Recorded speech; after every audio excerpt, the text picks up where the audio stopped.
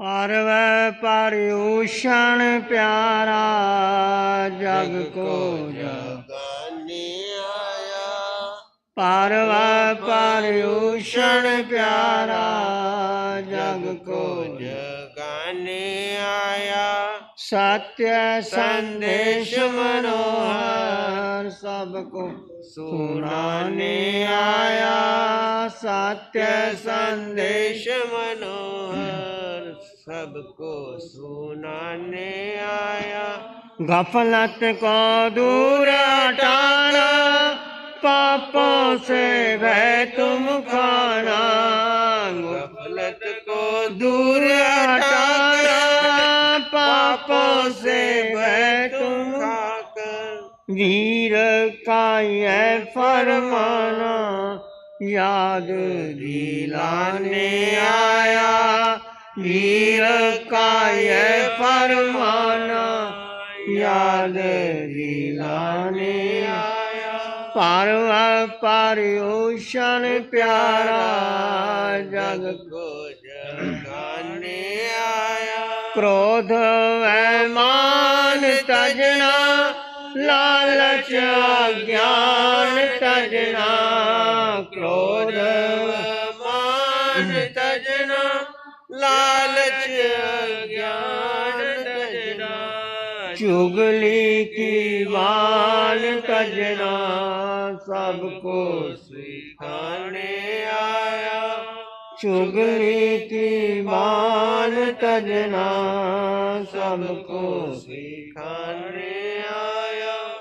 पार्व पर्यूषण प्यारा जग को जगाने आया। गुण की जो खान बंदे देते हैं दान बंदे। गुण की जो खान बंदे देते हैं दान बंदे। धर्म की शान बंदे तुझको बताने आया। धर्म की शान बंदे तुझको बताने आया। पार्व पर्यूषण प्यारा जग को जगाने आया। दौलत का दास अगर तू बैठा है मान बशर तू। दौलत का बैठा है मान बशर तू। डूबेगा बीच भंवर तू, मार्ग दिखलाने आया। डूबेगा बीच भंवर तू, मार्ग दिखलाने आया। पार्व पर्यूषण प्यारा जग को जगाने आया। पार्व पर्यूषण प्यारा जग को जगाने आया। धर्म पर प्राण प्यारे, कर दे कुर्बान प्यारे। धर्म पर प्राण प्यारे, कर दे कुर्बान प्यारे। शरबत ये तुझको चंदन मधुर पिलाने आया। शरबत ये तुझको चंदन मधुर पिलाने आया। पार्व पर्यूषण प्यारा जग को जगाने अरिहंत परमात्मा महाविधि क्षेत्र में विराजमान, जिनकी अनंत अनंत कृपा हम सब पर बरस रही, उस प्रभु की अनंत करुणा, अनंत मैत्री, अनंत ज्ञान, अनंत साधना को अनंत अनंत नमन, प्रार्थना कृतज्ञता के भाव। शासनपति भगवान महावीर, जिनके धर्म साधना वाणी, उनका ज्ञान, उनकी साधना, उनकी मैत्री हमारे जीवन में इस संसार सागर से पार करके हमें विशुद्ध बुद्ध और मुक्ति दे सकती है। प्रभु की वाणी आप सुन रहे हैं। प्रभु को अनंत नमन, वंदन, प्रार्थना कृतज्ञता के भाव। महापर्व पर्यूषण का चौथा दिन आप सबके लिए मंगलकारी हो, शुभ हो, कल्याणकारी हो। पर्यूषण शब्द कहता है कि अपने को सीमित कर लो, अपने में स्थित हो जाओ, मात्र केवल तुम अपने को जानो। दुनिया को जानने से कुछ नहीं होगा। दुनिया भर के पढ़ाई करने से, शास्त्र पढ़ने से, व्याकरण, छंद, वेद, उपनिषद, गीता सब पढ़ लो, परंतु इस सब पढ़ने के बाद यदि अपने को नहीं जाना कि मैं हूँ कौन, मेरा अस्तित्व क्या है, मैं किस लिए आया हूँ और मुझे करना क्या है, मैं कर क्या रहा हूँ, ये शरीर जो मुझे मिला है किसके लिए मिला है, इस देह का मैं उपयोग क्या कर रहा हूँ। 4-5 बातें, 3 बातें ही आपके जीवन में आ जाए तो जीवन में आपका मंगल होगा, कल्याण होगा। प्रश्न आता है कि भगवान अष्टमी में से श्री कृष्ण ने 3 प्रश्न पूछे थे। आप सुन रहे हो, द्वारका नगरी 12 योजन लंबी, 8 योजन चौड़ी, देवताओं के द्वारा बनाई हुई, इतनी सुंदर, हीरे जवाहरात सब कुछ लगे हुए, देवताओं ने वो नगरी बनाई थी। तो पूछते हैं भगवान अष्टनेमी से, प्रभु ये द्वारका नगरी का विनाश कैसे होगा। भगवान तो भगवान हैं, जो सामने दिखाई देते हैं वो बोल देते हैं। भगवान ने कहा ये सुरा, अग्नि और दीपायन ऋषि 3 कारण बनेंगे कृष्ण। ये सुरा लोग शराब पीते हैं, नशा करते हैं, और अग्नि कुमार देव और दीपायन ऋषि यदुवंशी लोग, ये युवक लोग शराब के नशे में आकर के और ऋषि को दुखी करेंगे, उपहास बनाएंगे, और ऋषि श्राप देगा, अग्नि कुमार देव बनेगा और द्वारका नगरी नष्ट हो जाएगी। कृष्ण को लगा कि ये शराब ही ख़त्म कर दी जाए, कोई शराब पिए ही नहीं। सब शराब उन्होंने बाहर फंकवा दी, जंगलों में, खेतों में, कोई शराब पी ना सके। परंतु वो जिनको नशा होता है, जो पीने की लत लगी होती है, तो वो शराब जो बाहर थी उन युवकों ने पी और नशे में आकर के फिर वो एक ऋषि को, दीपायन ऋषि को उन्होंने बहुत कुछ जलील किया। उसके गले में सांप डाल दिया मरा हुआ। ऋषि को बहुत गुस्सा आया, कहने लगा कि यदि इन्होंने मुझे दुखी किया तो मैं भी इनको नाश कर दूंगा। पर उपाय भी बताया था, कृष्ण ने पूछा था प्रभु कोई उपाय हो सकता है। भगवान ने कहा यदि आइंबिल की तपस्या होगी तो ये नगरी बच सकती है। आइंबिल की तपस्या भी शुरू करती। जिस दिन आइंबिल होता था किसी न किसी घर में तप का इतना बड़ा बल होता है कि वो ऋषि जो देव बना हुआ था, अग्नि कुमार, उसका बस नहीं चला। और एक दिन आकर के किसी ने कहा वो तप कर लेगा, वो तप कर लेगा। किसी ने तपस्या की नहीं, तप की श्रृंखला टूटी और ऋषि ने आक्रमण कर दिया। ऐसे ही जो घटना घटनी है वो घटती है। आपने जानी है, सुनी है कि द्वारका नगरी का विनाश कैसे हुआ। फिर कृष्ण ने पूछा प्रभु मेरी मृत्यु कैसे होगी। कृष्ण ने कहा कि तुम तो बच जाओगे।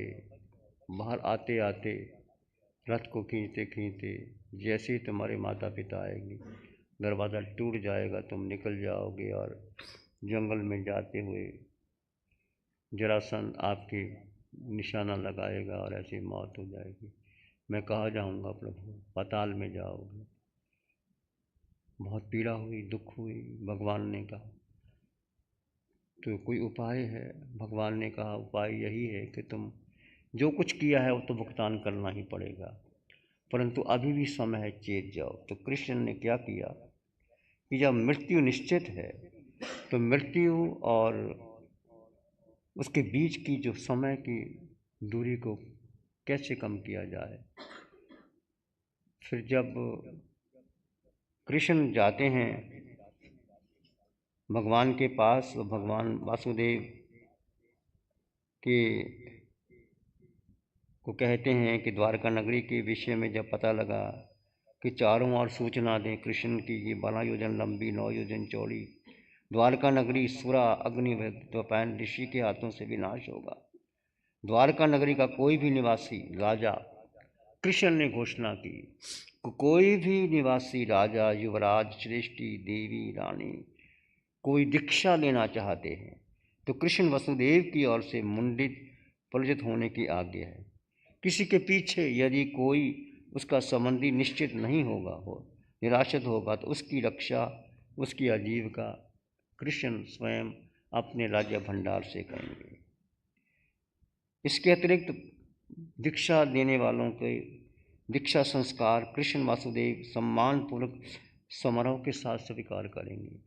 ये कृष्ण ने इतनी घोषणा की और कृष्ण के कहने पर बहुत लोगों ने दीक्षा ली।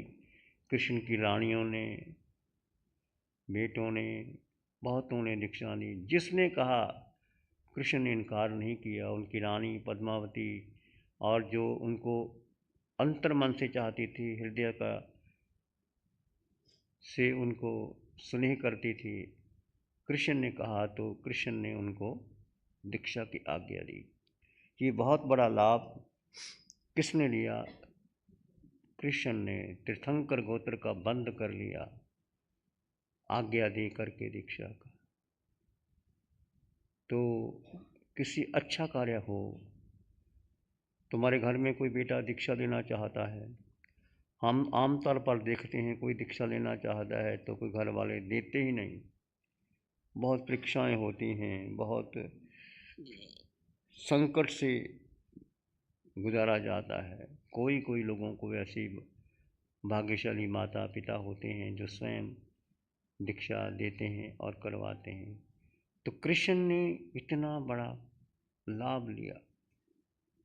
कोई व्यक्ति दीक्षा लेना चाहता है, राजा हो, सेठ हो, साहूकार हो, रानी हो, देव हो, कोई लेना चाहता है, सम्मानपूर्वक दीक्षा ले और उसकी पीछे की आजीविका मेरी तरफ से होगी। इस प्रकार कृष्ण ने दीक्षा के आगे लेकर शायद संकेत प्राप्त की, तीर्थंकर गोत्र का बंद कर लिया। तो धर्म घोषणा हमें भी करना चाहिए, सोचना चाहिए। महापर्व परिषदों में आप उत्तराध्ययन अंतगण सूत्र की वाचना कर रहे हो कि कैसे हम निमित्त परिस्थिति स्वस्थिति जो आती है जीवन के अंदर, उसका हम सदुपयोग कैसे करें। भगवान ने कहा धर्म का मूल क्या है? धर्म का मूल दर्शन मूल धम्मो, धर्म का मूल है दर्शन। पेड़ का आधार है जड़, जड़ है तो पेड़ खड़ा है, जड़ नहीं है तो पेड़ टिक नहीं सकता। धर्म का आधार है दर्शन। तत्वार्थ श्रद्धा नाम सम्यक दर्शन। तत्व के ऊपर श्रद्धा करना। तत्व क्या है? तत्व दो है, अजीव और अजीव। पर शाश्वत कौन सा तत्व है? शाश्वत है, सत्य है, अखंड है, शुद्ध है, निर्मल है, जीव तत्व। जीव तत्व मैं संपन्न हूँ, परिपूर्ण हूँ। जीव और अजीव दो तत्व हैं। दो में सार है एक जीव तत्व। जीव को जानना, जीव का अनुभव करना, जीव में रुचि रखना, जीव में स्थित होने का पुरुषार्थ करना। चारों ओर ये पुद्गल का संसार, पुद्गल के पार हो जा करके आप भगवान की वाणी सुनते हैं। बस एक जीव को श्रद्धा कर लो, जान लो, प्रतीति कर लो, रुचि कर लो। कठिन है, असंभव नहीं है। चारों ओर मिथ्यात्व का बहुत बड़ा बोलबाला है। और जब जीव में, आत्मा में रुचि कब जागेगी? जब जीव मन के पार हो जाएगा। ये मन और ये बुद्धि, ये इंद्रियां, जीव की सबसे बड़ी भूल कि जीव ने अपनी सारी शक्ति इस जड़ को दे दी, इस शरीर को दे दी, इस मन को दे दी। तब वो जीव उसमें अटक गया और जो कुछ भी कर रहा है देह कर रहा है और जीव कहता है वो मैं कर रहा हूँ। दो में सार एक ही तत्व है, जीव। षड द्रव्यों से संसार बना है, धर्मास्ति अधर्मास्ति आकाशास्ति काल पुद्गल जीवास्ति। संसार क्यों बना है? अनादिकाल का भ्रमण है। जीव जब अपने स्वभाव को छोड़ करके विभाव में चला जाता है, पुद्गल को, शरीर को, मन को, बुद्धि को, इंद्रियों को, विचारों को, संस्कारों को, धारणाओं को, मेरे को, तेरे को अपना मानते, ऐसा हुआ, वैसा किया, मैंने ये किया, वो किया। तो शाश्वत तत्व है, अखंड है, शुद्ध है, निर्मल है, पवित्र है, निर्लिप्त है, उसको तो भूल गया और उस पर श्रद्धा नहीं। श्रद्धा किस पर आ जाती है? शरीर पर आ जाती है। कैसे आ जाती है? जैसे शरीर पर कोई, भगवान कहते हैं ये पिंड पर आया, पिंड आपका है ही नहीं, पर पिंड पर कितना हमें राग है, कितनी आसक्ति है। कोई असाध्य रोग आ गया आपके शरीर पर और फिर डॉक्टर कहता है भाई अब तो कठिन है, नहीं मिल सकते, जाओ, आपको जाना पड़ेगा, विदेशों में जाना पड़ेगा। आप विदेशों में चले जाते हैं, जितना धन खर्च को, 10 लाख, 20 लाख, 50 लाख, 1 करोड़, जितनी जितनी आपकी हैसियत है खर्च कर देते हो। अब मैं सारा धन कर जाते, ये तो अपने शरीर का रोग ठीक कर लिया। मान लीजिए धन दे के आपके शरीर का रोग ठीक हो गया, पर जीव का रोग कौन ठीक करेगा? जीव को कौन सा रोग लगा है? बोलो, कौन सा रोग है जीव को?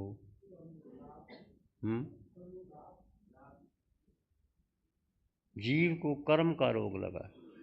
कर्म, जीव पर क्या है? कर्म है। जीव शुद्ध है, निर्मल है, पवित्र है, पर कर्म, कर्म है 8, जीव के गुण हैं 8, 8 गुण और 8 ही कर्म। और कर्मों में सबसे जो सेनापति कर्म है वो मोहनीय कर्म है। मोहनीय कर्म है और वो हमें जीव पर श्रद्धा करने नहीं देता। आती है, उपयोग लगाओ, फिर भाग जाता है, फिर भाग जाता है, फिर भाग जाता है।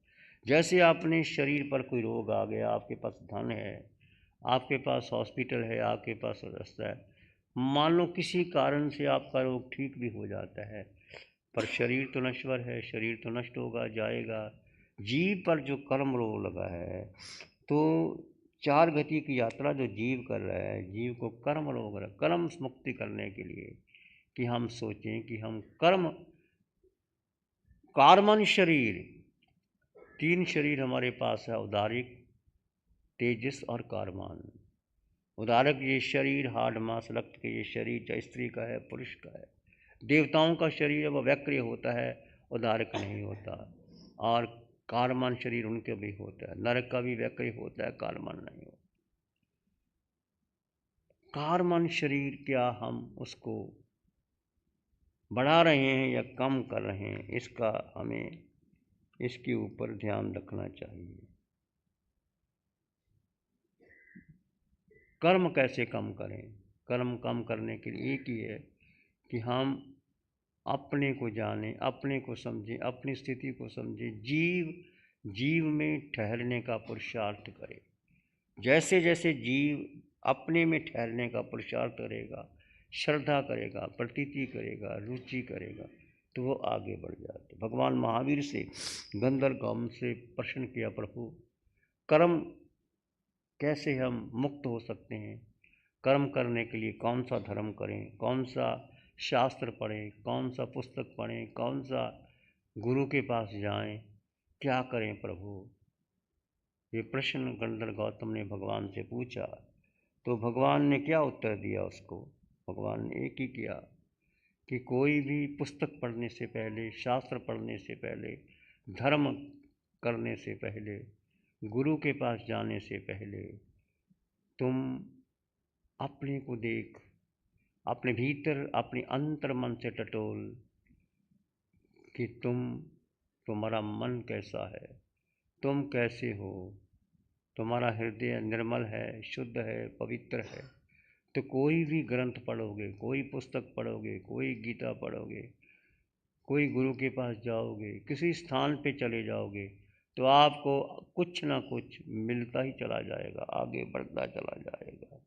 यदि आपने अपना मन को निर्मल नहीं किया, शुद्ध नहीं किया, पवित्र नहीं किया, तो आप आगे नहीं बढ़ सकते।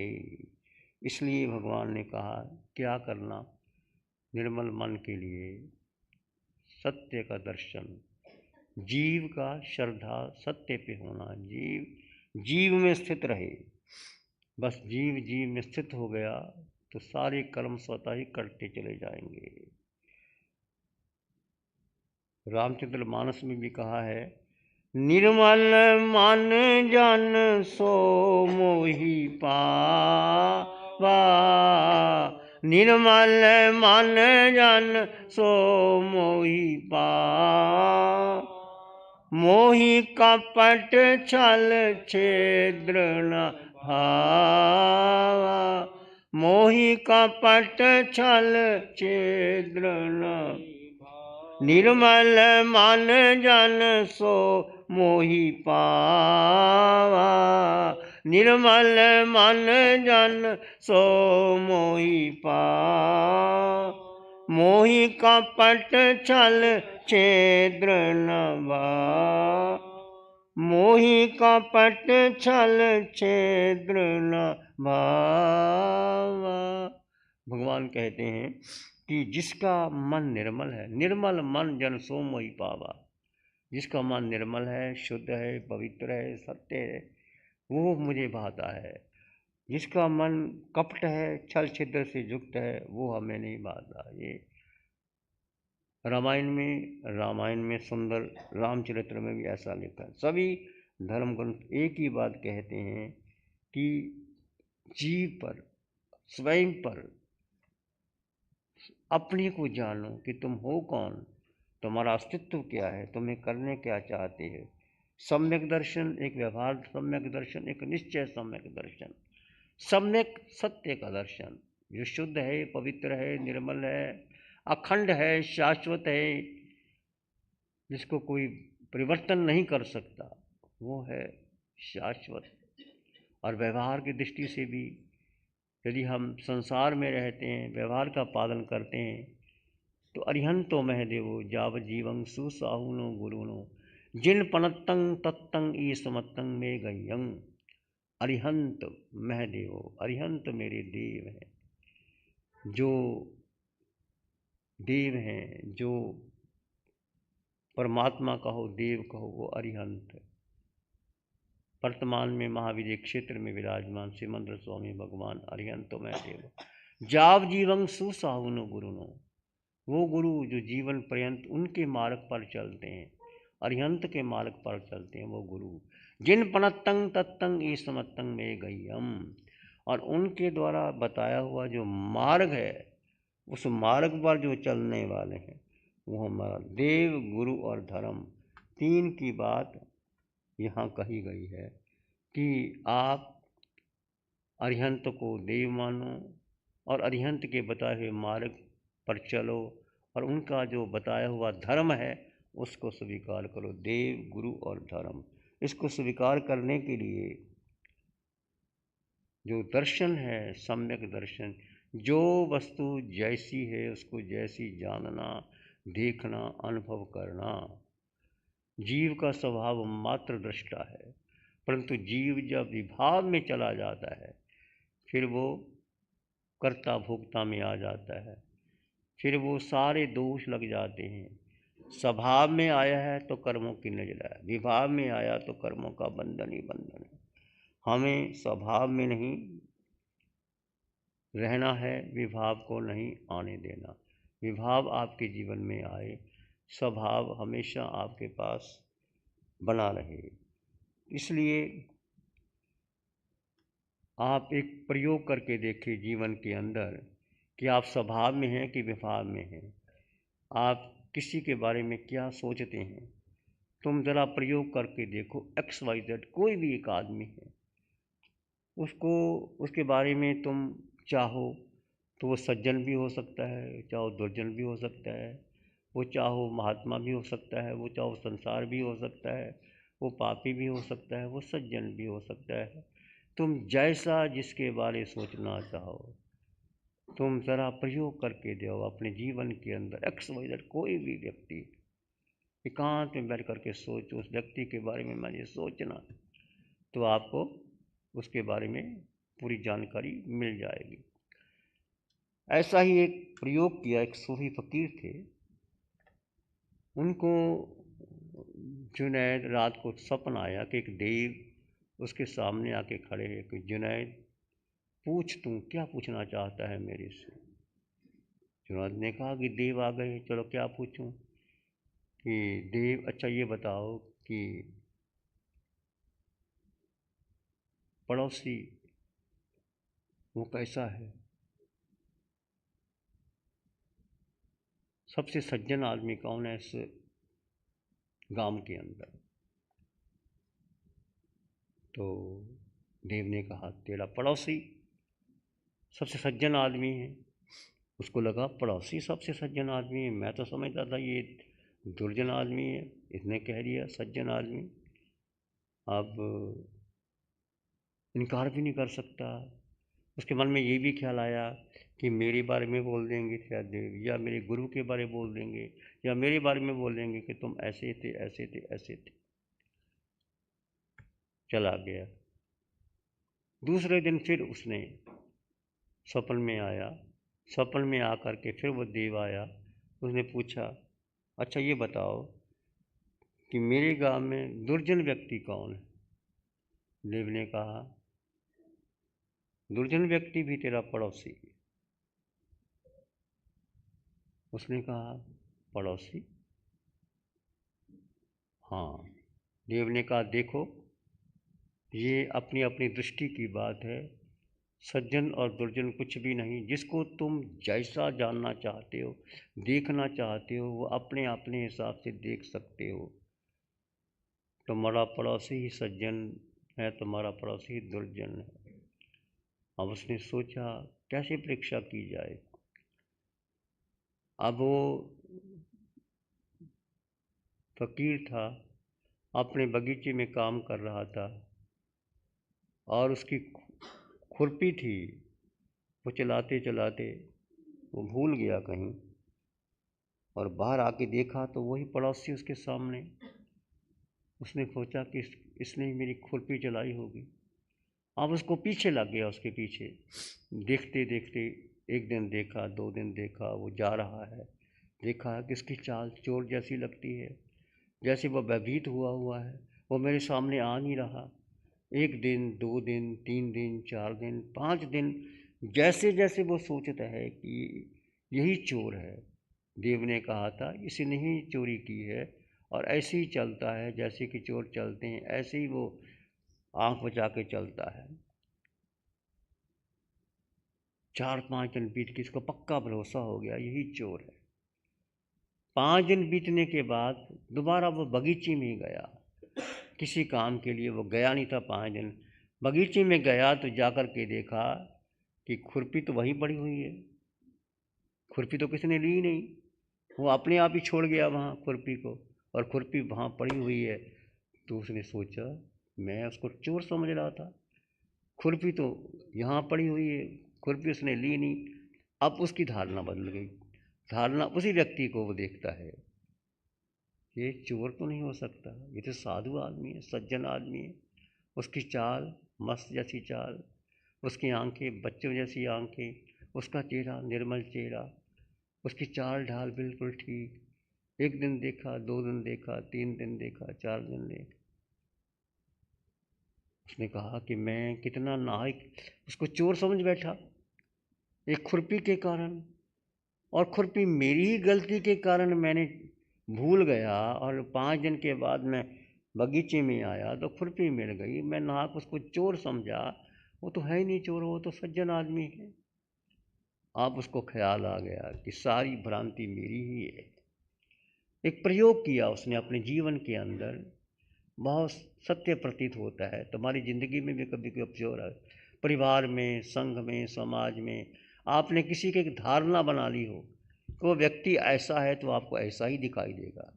चश्मा काला पहन लो तो सब काला ही दिखाई देगा, लाल पहन लो तो लाल दिखाई देगा, हरा पहन लो तो हरा दिखाई देगा। जैसा जैसा आप सोचते हो वैसे ही वैसा दिखाई देता है। तो उसने बहुत पश्चाताप किया, उसके पास गया कि मैं ऐसा ही आपको समझता था। वास्तव में मैं ही गलत था, तुम तो बिल्कुल ठीक थे। ऐसे ही XYZ कुछ भी हम किसी के बारे में जानना चाहते हैं तो हम वैसे का वैसा हो रहा है। तो जो कुछ हो रहा है वो मेरे कारण से हो रहा है। ये है, इससे भ्रांति पैदा होती है कि मैंने की। देखो, मैंने आपको सुझाव दिया था, मैंने आपको ऐसे कहा था, मेरे कारण कोई एक आध दो काम हो भी जाएं, उसका श्रेय अपने पर मत लेना। प्रकृति, नियति, स्वभाव। कल कितनी वर्षा हो रही थी, आज धूप निकल आई। ये क्या आपके हाथ में, मेरे हाथ में? सूरज निकल आया, धूप आ गई, सूरज बादलों में छिप गया, बरसात आ गई, पक्षी चहने लगे, सफारी भरी बन गई। तो प्रकृति, नियति, कहीं बाढ़ हो गई, कभी सूखा पड़ गया, कहीं कुछ हो गया। पंचम काल है, नियति ऐसा ही होता है। पर इसके कारण लोग भ्रांति में आ जाते हैं कि मैंने किया, मैंने किया। कभी कर्ता भोक्ता बनने का प्रयास ही मत करना। जीव का स्वभाव मात्र दृष्टा है। जानो और देखो, जानो और देखो, बस यही धर्म है। इसके ऊपर कोई धर्म नहीं। जैसे ही आपने आरोपित कर दिया, मैंने किया था, मैंने कहा था, मैंने ऐसा करूँगा, कर्ता और भोक्ता भागी। कर्ता भोक्ता कौन है? ये मन है, ये शरीर है, ये बुद्धि है, ये इंद्रियां हैं।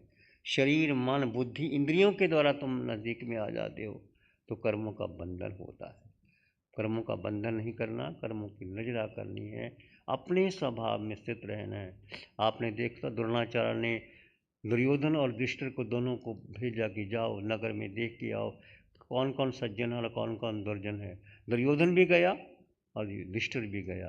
दुर्योधन ने देखा, लिस्ट लेकर के कोई सज्जन नज़र ही नहीं आया दुर्योधन को, और युधिष्ठिर को देखा, कोई दुर्जन नज़र ही नहीं आया। उसको सारे सज्जन नज़र आए, उनको सारे दुष्ट नज़र आए। तो जीवन है, जीवन में सुख भी है, दुख भी है, पतझड़ भी है, बरसात भी है, हरियाली भी है। जो भी है उसको स्वीकार कर लो। स्वीकार करने से ही जीवन में शांति मिलती है, समृद्धि मिलती है।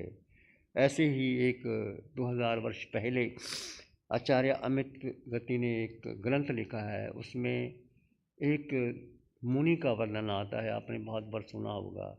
मुनि को कुछ भी याद नहीं रहता, नवकार मंत्र भी याद नहीं रहता। लोग उसका प्रतिवाद करने की बात नहीं। उसको गुरु ने कहा चलो तू बात, विनीत था वो। गुरु जो कहता था वो करता था, पढ़ा लिखा नहीं था। अच्छा तू याद कर ले, मारुष मातुष। मारुष का मतलब रोष मत करो, मातुष का मतलब द्वेष मत करो। ना द्वेष करो, ना राग करो। मंत्र दे दिया गुरु ने। अब मारुष मातुष को मास्तुस कर लिया। मास्तुस, मारुष, मास्तुस का मतलब है जो उर्द के, जो उर्द होते हैं ऊपर से काला होता है, उसका छिलका, और जब उर्द के छिलके उतारे जाते हैं भिगो करके तो सफ़ेद हो जाता है उर्द की दाल।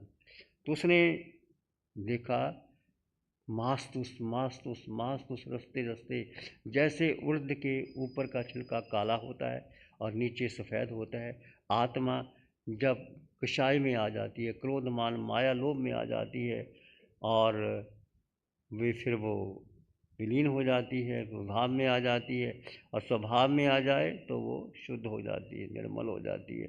ऐसे करते करते वो मास्तुस मास्तुस मास्तुस करते करते करते, वही कहते जैसे वो उर्द को साफ करते करते, पानी से धोते धोते उसका छिलका उतर जाता है, शुद्ध हो जाता है। आत्मा निर्मल शुद्ध पवित्र हो गई। मेरी आत्मा पवित्र हो जाए, विकार दूर हो जाए। ऐसे रटते रटते, अंतर मन से रटते रटते रटते रटते, कहते हैं उस मुनि को केवल ज्ञान हो गया। कितनी पवित्र आत्मा होगी, कितनी शुद्ध आत्मा होगी कि कैसे, जिसको नवकार मंत्र नहीं पता, जिसको कोई शास्त्र का ज्ञान नहीं, पर गुरु का एक मंत्र दिया, मारुष मातुष, वो भी याद नहीं रहा, वो भी भूल गया, और मास्तुस मास्तुस याद करता रहा। ऐसे यदि जीवन में निर्मलता, पवित्रता, शुद्धता आ जाए तो जीवन आगे बढ़ सकता है। ध्यान करेंगे, आंखें बंद, मन वचन काया शांत, शरीर शांत, विचार शांत, सृष्टि शांत, वातावरण शांत, हर दिशा हर किनारा शांत शांत शांत शांत। सर के सिरे से पांव के अंगूठे तक अपने भीतर शुद्ध चेतना का एहसास कीजिए। तुम केवल केवल केवल आत्मा हो, आत्मा हो।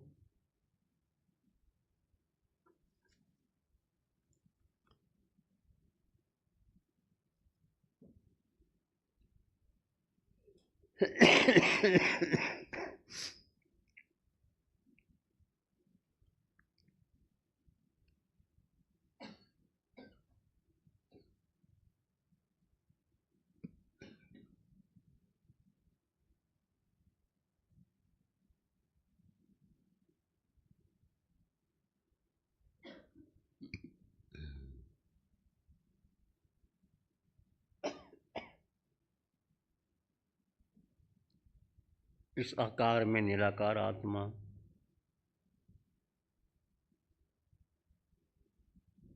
आत्मा निराकार है। आत्मा न पुरुष है, न स्त्री है, न देव है, न त्रियंच है, न नरकानेरिय है। आत्मा का अपना अस्तित्व है। सिर के सिरे से पांव के अंगूठे तक अपने भीतर शुद्ध चेतना का एहसास कीजिए।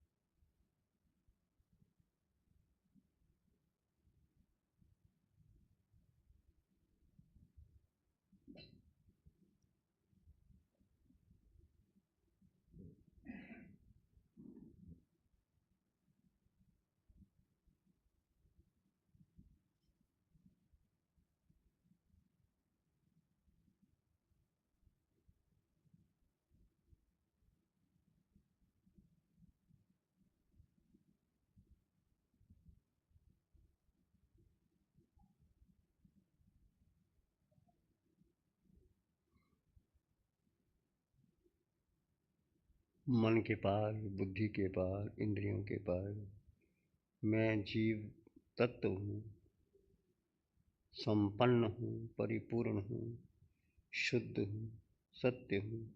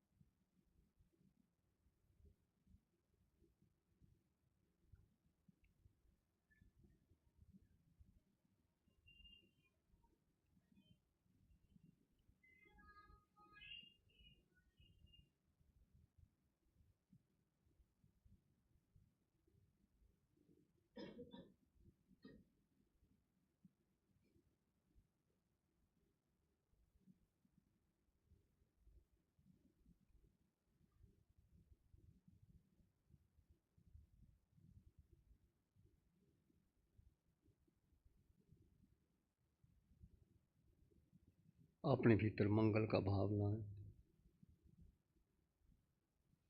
मन मानस में प्यार ही उर्मिल उर्मिल होए। मन मानस में प्यार ही पुलकित पुलकित होए।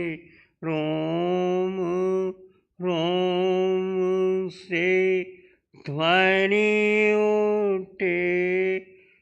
जन जन मंगल होए, सबका मंगल होए, तेरा मंगल होए, जन जन मंगल होए। सबका भला हो, सबका मंगल हो, सबका शुभ हो।